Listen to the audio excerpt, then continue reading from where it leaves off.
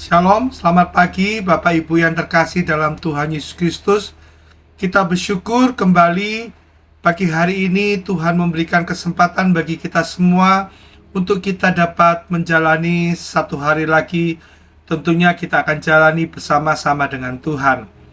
Saya percaya hari ini Tuhan ingin beracara dalam setiap hidup kita karena Tuhan mengasihi hidup kita. Mari Bapak Ibu, tentunya kita perlu penuntun dalam setiap langkah-langkah hidup kita, dan kita sadar yang dapat menuntun kita adalah Tuhan dan kebenaran-kebenaran firman Tuhan yang akan kita dengar pada pagi hari ini. Mari Bapak Ibu Saudara, saya ajak kita tundukkan kepala, kita satu dalam doa. Bapa dalam surga, kami bersyukur buat kemurahan Tuhan kalau pagi hari ini Tuhan memberikan kesempatan bagi kami semua boleh bangun dengan tubuh yang sehat. Kami tahu Tuhan mau beracara dalam hidup kami, dan Tuhan masih mau berurusan dengan kami. Karena itu Tuhan, kami mau buka hati kami untuk kami mendengar tuntunan-tuntunan dan arahan Tuhan dalam hidup kami. Karena kami sadar kami tidak bisa lepas daripada tuntunan Tuhan dan penyertaan Tuhan. Mari Tuhan berbicaralah kepada setiap kami, urapi hamba-Mu dalam menyampaikan kebenaran isi hati Tuhan, supaya kami semua jemaat-Mu dapat mengerti kehendak-Mu dan kami dapat melakukan dalam setiap hidup kami masing-masing. Terima kasih Bapa. Dalam nama Tuhan Yesus Kristus kami sudah berdoa dan mengucap syukur. Haleluya. Amin. Baik, Bapak Ibu Saudara yang terkasih dalam Tuhan, hari ini saya akan mengambil satu tema, yaitu pahlawan yang gagah berani. Kita buka dalam kitab Hakim-Hakim pasal 6 ayat yang ke-12. Kitab Hakim-Hakim pasal 6 ayat 12 dikatakan demikian. Malaikat Tuhan menampakkan diri kepadanya dan berfirman kepadanya demikian. Tuhan menyertai engkau, ya pahlawan yang gagah berani. Amin. Bapak Ibu Saudara yang terkasih dalam Tuhan, kitab Hakim-Hakim pasal 6 ini menceritakan kisah dari seorang pemuda yang bernama Gideon. Ya, Gideon ini adalah salah satu dari suku Israel, ya, di mana saat itu Israel ada dalam teror dari sebuah bangsa yang bernama Midian, ya. Dan dikatakan di situ orang-orang Israel itu ketakutan semua, dalam kondisi yang benar-benar mencekam, ya, dalam kondisi yang tertekan dalam hidupnya. Demikian juga dengan Gideon, ya. Gideon dalam kondisi yang sama pada umumnya seperti orang Israel lainnya. Saat itu ketika malaikat Tuhan datang menjumpai dia, pada dasarnya dia sedang bersembunyi, ya. Dia sedang ada di pengirikan gandum, ya. Bukan di pengirikan gandum, dia ada di pemerasan anggur. Dia sedang mengirik gandum. Kenapa Gideon ada di pengirikan gandum? Karena dia bersembunyi dari orang-orang Midian. Karena kalau sampai dia diketahui orang Midian bahwa dia punya gandum, maka gandumnya akan diambil, akan dirampas oleh orang-orang Midian. Dan juga tidak mustahil Gideon pun akan dipukul, karena dengan sengaja menyembunyikan makanan, ya. Maka kita lihat di sini di ayat 11 jelas dikatakan di situ, ketika datang malaikat Tuhan dan duduk di bawah pohon terbantin di Ofra, ya, dikatakan Gideon anaknya sedang mengirik gandum dalam tempat pemerasan anggur agar tersembunyi bagi seorang Midian. Kondisi yang ketakutan inilah yang membuat Gideon, ya, tidak berani. Dan dalam kondisi yang demikian tidak hanya ketakutan, apa yang dialami Gideon? Gideon juga mengalami satu keputusasaan, ya, satu kondisi yang benar-benar putus asa melihat keadaan kenyataan yang terjadi, bahwa dia dan seluruh keluarganya, bahkan seluruh rakyat, ya, bangsanya saat itu benar-benar dalam satu kondisi yang tertekan, di mana mereka tidak berani berhadapan dengan orang Midian. Dalam kondisi yang jatuh seperti itu, ya down seperti itu, dia pun mulai meragukan Tuhan. Ayat yang ke-13, Hakim-Hakim 6 ayat 13, di situ dikatakan, ketika malaikat datang kepada dia dan menyatakan, "Hai engkau pahlawan yang gagah berani," apa jawab Gideon? Gideon berkata demikian di ayat ke-13, "Ah Tuhanku, jika Tuhan menyertai kami, mengapa semuanya ini menimpa kami? Di manakah segala perbuatan-perbuatannya yang ajaib yang diceritakan oleh nenek moyang kami kepada kami? Ketika mereka berkata, bukankah Tuhan telah menuntun kita keluar dari Mesir? Tetapi sekarang Tuhan membuang kami dan menyerahkan kami ke dalam cengkraman orang Midian." Perhatikan di sini.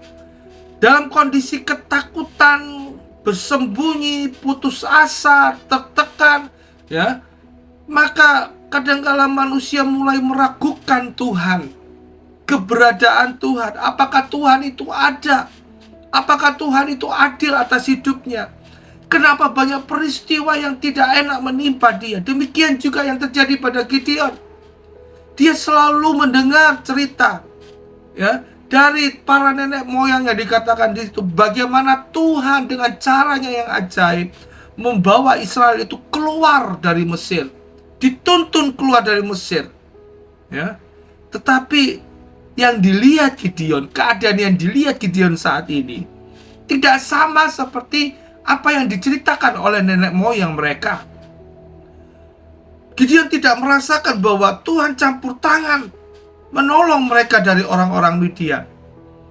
Bahkan di kalimat terakhir ayat 13 dikatakan, "Sekarang Tuhan membuang kami dan menyerahkan kami ke dalam cengkraman orang Midian." Ya. Dalam kondisi ketakutan, keputusasaan, ya, tertekan, Gideon mulai meragukan Tuhan. Ya. Ini kondisi Gideon yang sesungguhnya. Bahkan nggak demikian.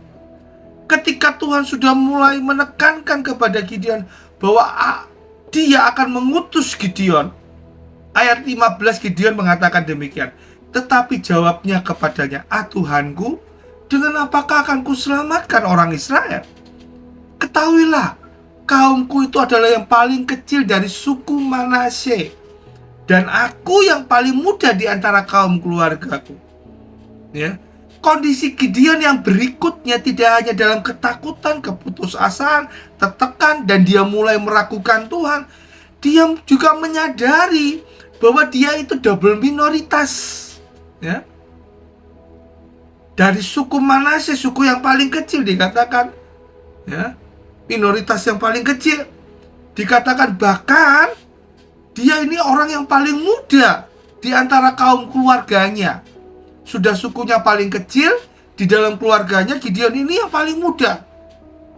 Sehingga benar-benar membuat Gideon merasa minder, tidak percaya diri dengan double minoritas itu tadi, ya. Sehingga ketika Tuhan sendiri mengatakan, "Aku akan memakai engkau." Bahkan ketika malaikat Tuhan mengomong, "Hai engkau pahlawan yang gagah berani," Gideon merasa itu mustahil bagi dia. Kenapa?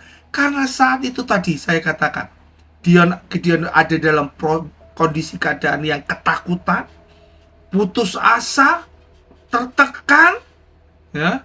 Dia merasa double minoritas, tidak punya kelebihan apapun, dan mau tidak mau dia mulai meragukan Tuhan. Bapak Ibu Saudara, inilah kondisi Gideon.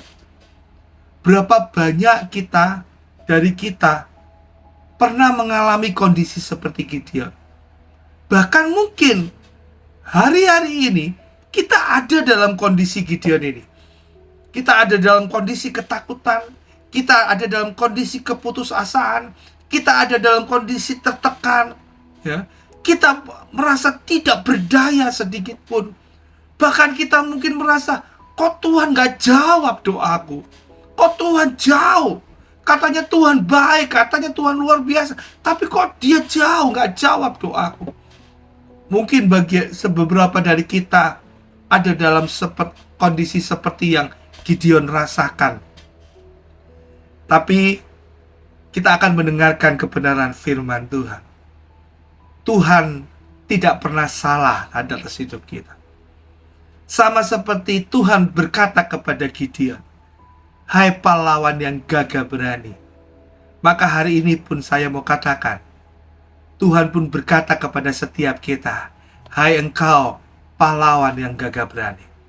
Apapun kondisi kita hari ini, keadaan kita hari ini mungkin sama seperti Gideon, tapi dengar, ini yang Tuhan mau katakan dalam hidup kita, ya, pahlawan yang gagah berani adalah saudara dan saya. Tuhan mau pakai hidup kita untuk menyelamatkan bangsa ini. Tuhan mau pakai hidup kita untuk menyelamatkan keluarga kita. Tuhan mau buat kita keluar dari kondisi yang tidak enak ini. Hai engkau pahlawan yang gagah berani, Tuhan mau beracara atas hidup saudara dan saya. Oleh karena itu mari kita akan lihat dulu satu persatu apa yang ingin Tuhan kerjakan kepada orang, ya, yang dalam kondisi seperti Gideon ini. Nah, perhatikan ini cara Tuhan bekerja kepada orang-orang seperti Gideon, kepada kita ini yang mungkin hari ini kita merasa tertekan, kita merasa takut, kita merasa putus asa, kita merasa tidak punya kemampuan apa-apa, bahkan mungkin kita merasa dalam iman yang benar-benar ada yang di posisi yang terbawah, ya, kita mulai meragukan Tuhan seperti Gideon. Dengar, hari ini tidak salah kalau Tuhan berbicara atas hidup kita. Tuhan mau beracara atas hidup kita. Apa yang akan Tuhan kerjakan kepada orang-orang seperti ini? Yang pertama, Tuhan akan membangkitkan iman dan kepercayaan kita. Dengan apa? Kesabaran Tuhan. Mari kita lihat kisah Gideon, ya. Coba kita buka Hakim-Hakim pasal 6 ayat yang ke-20. Di situ dikatakan demikian, berfirmanlah malaikat Allah kepadanya, ambillah daging dan roti yang tidak beragi itu, letakkan ke atas batu itu dan curahkanlah kuahnya. Maka diperbuatnya demikian. Dan malaikat Tuhan itu mengulurkan tongkat yang ada di tangannya dengan ujungnya. Disinggungnya daging dan roti itu, maka timbullah api dari batu itu, memakan habis daging dan roti itu. Kemudian hilanglah malaikat Tuhan itu dari pandangannya. Perhatikan di sini. Saat itu ketika Gideon berhadapan dengan malaikat Tuhan, dan malaikat Tuhan berbicara kepada Gideon, hai pahlawan yang gagah berani. Tetapi Gideon menepis dengan kondisi keadaannya yang dia katakan, aku ini bangsa yang dari suku yang paling kecil, dan aku ini orang yang paling muda di antara kaum keluarga. Tapi tetap Tuhan katakan, engkau akan menyelamatkan Israel. Maka Gideon meminta kepada malaikat Tuhan, tunggulah di sini. Aku akan mempersembahkan persembahan, ya, korban kepadamu. Ya. Gideon merasa yang di depan dia ini orang biasa, ya. Tetapi dia ingin mempersembahkan sesuatu. Kalau memang dia malaikat Tuhan yang diutus Tuhan, pasti dia akan berbuat sesuatu yang tidak mungkin diperbuat manusia.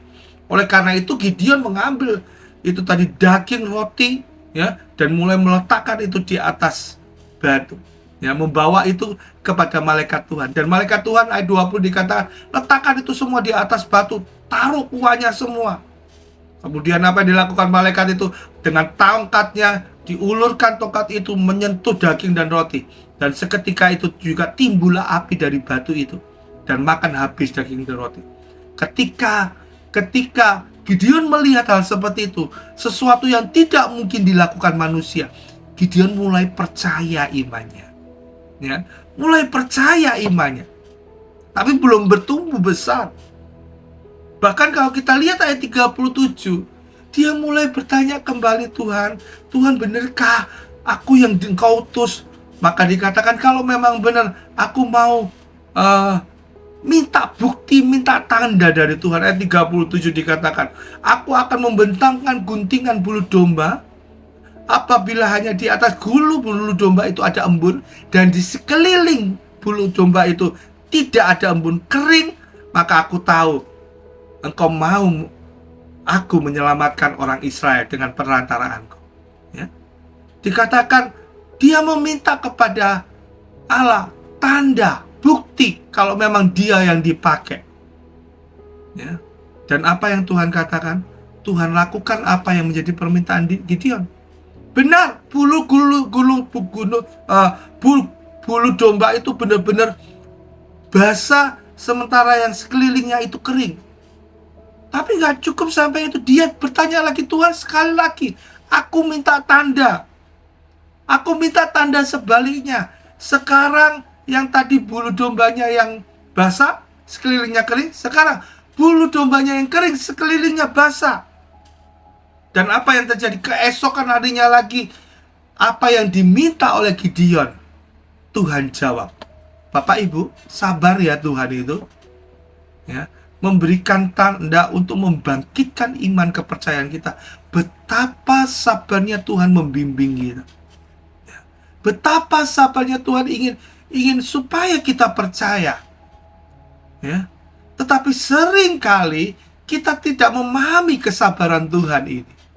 Seringkali kita anggap kesabaran Tuhan ini hal yang sepele, tidak menghargai kesabaran Tuhan.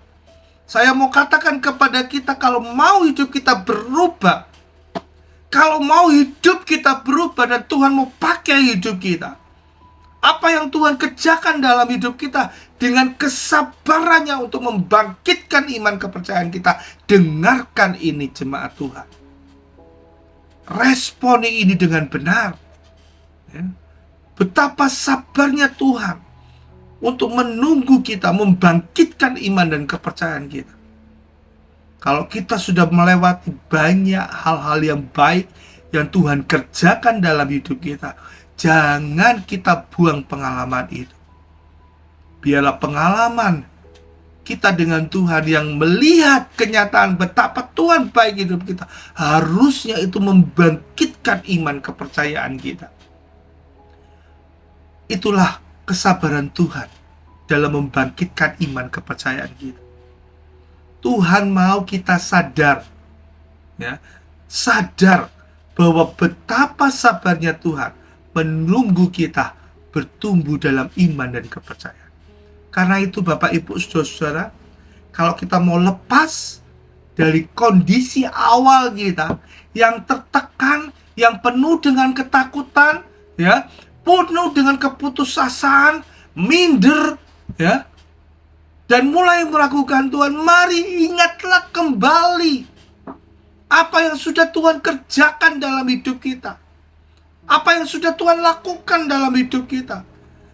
Ya, jangan tutup mata, jangan seperti banyaknya orang Israel. Ya, sudah begitu banyak orang Tuhan menolong orang Israel. Tetapi setiap ada masalah, ngomel lagi. Ketemu masalah, ngomel lagi, Tuhan tolong. Ke depan ketemu masalah, ngomel lagi, Tuhan tolong lagi. Dengar Bapak Ibu, jangan kita mengeraskan hati kita seperti orang Israel.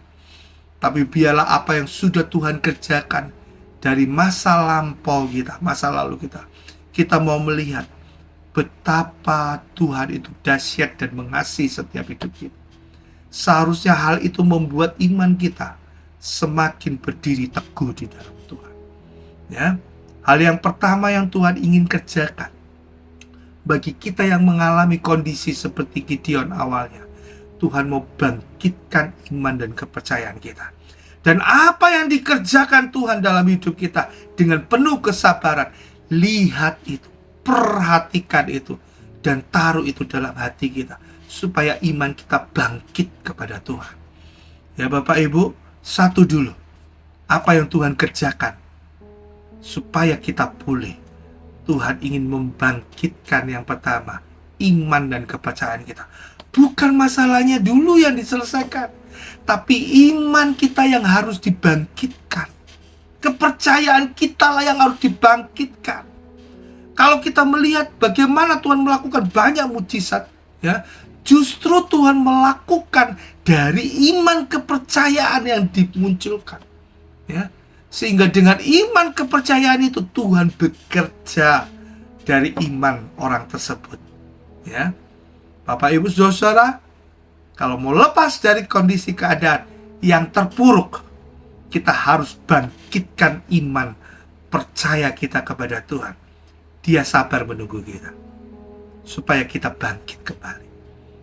Dan jangan biarkan Tuhan menunggu terlalu lama atas kesabaran kita. Ya, mari Bapak Ibu Saudara, kita mau maju terus dalam Tuhan. Kita akan lihat ke depan poin berikutnya. Tuhan Yesus memberkati. Saya ajak kita tundukkan kepala, kita satu dalam doa. Segala puji syukur, terima kasih kami boleh mendengar berita kebenaran firman. Tuhan beracara dalam setiap hidup kami. Dalam kondisi apapun yang terpuruk sekalipun, Tuhan mau mengangkat kami menjadi pahlawan yang gagah berani. Oleh karena itu kami menyadari Tuhan, betapa campur tangan-Mu di masa lampau membuat kami percaya Engkau merencanakan yang terbaik bagi setiap kami. Mari Tuhan, topang kami Roh Kudus, supaya iman kepercayaan kami bertumbuh di dalam Tuhan. Terima kasih Bapa, meteraikan firman-Mu dalam setiap hati kami, dan berkati kami sepanjang hari ini, pimpin dan tuntun kami. Dalam nama Tuhan Yesus Kristus kami berdoa. Amin. Selamat pagi. Tuhan Yesus memberkati kita semuanya. Haleluya.